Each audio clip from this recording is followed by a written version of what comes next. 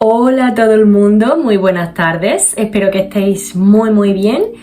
Bueno, en el vídeo de hoy os traigo una historia que una suscriptora me había propuesto llevar a cabo al canal, con lo cual le he hecho caso.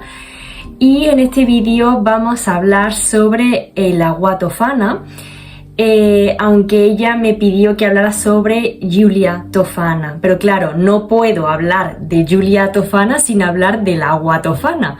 Así que bueno, os voy a explicar un poquito más en qué consistía este agua Tofana y para qué se utilizaba. Así que no me enrollo mucho más y os dejo con el vídeo.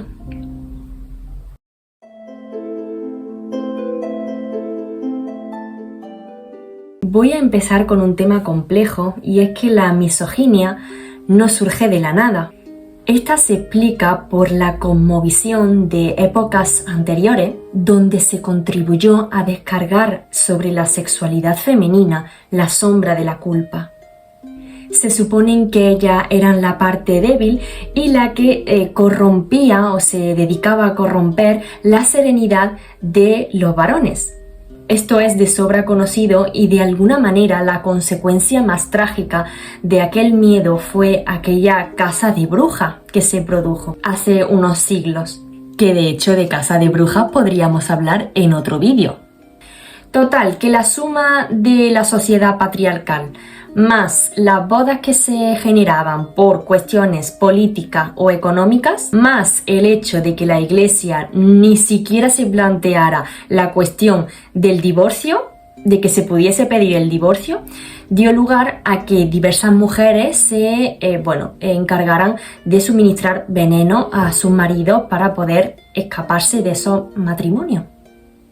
No es por excusarla ni muchísimo menos, porque el asesinato no tiene ninguna justificación, así que supongo que algunas de ellas tendrían maridos tiranos y abusivos, con lo cual supongo que la única manera que ellas veían en ese momento de poder escapar era con esta solución, que tampoco es la solución, pero es la única salida que veían.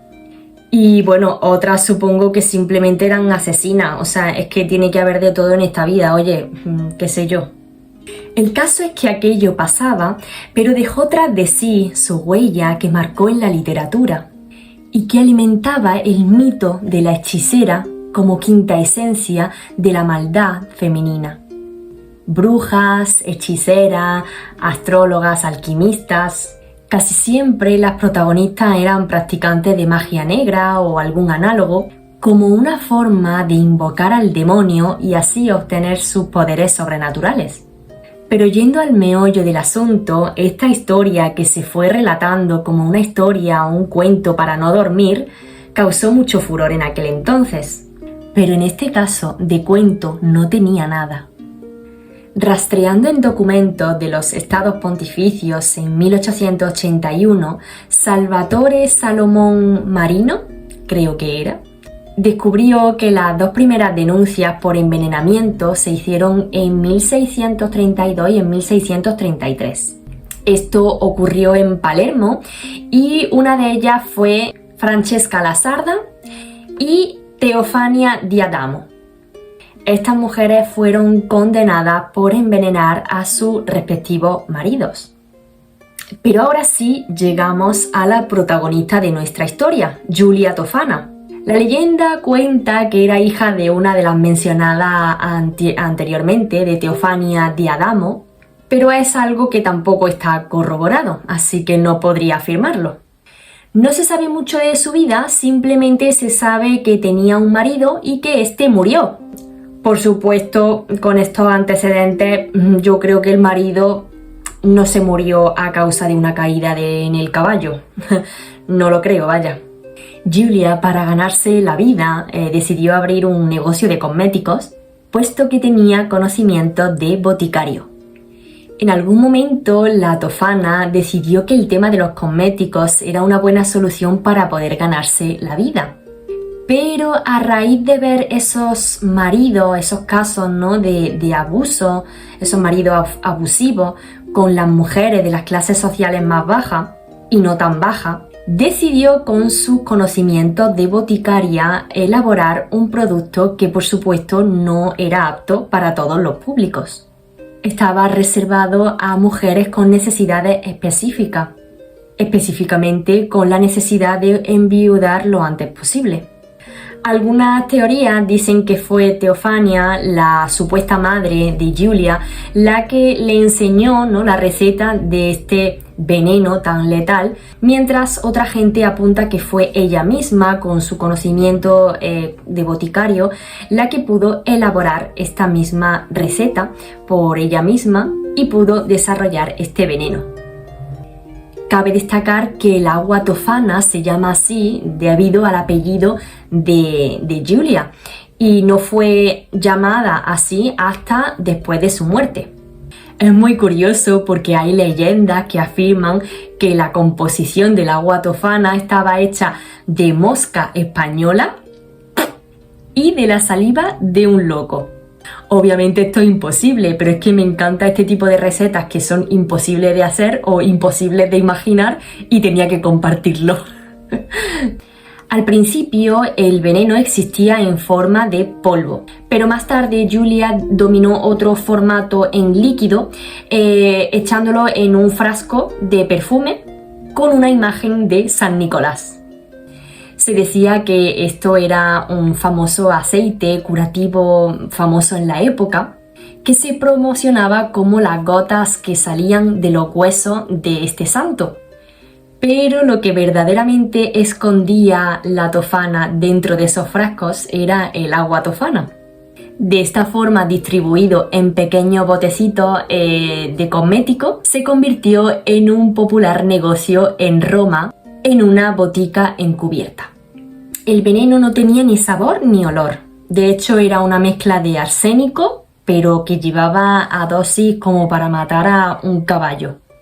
Y también tenía antimonio. La administración era poco a poco, en dosis suministradas a lo largo del día, echando ciertas gotas en el vino o en la sopa. Si bien se desconoce la fórmula exacta del agua tofana, es posible que fuese una mezcla de arsénico, plomo y belladona. Pero la verdad es que su aspecto líquido, inodoro e insípido ha generado dudas a lo largo de los siglos.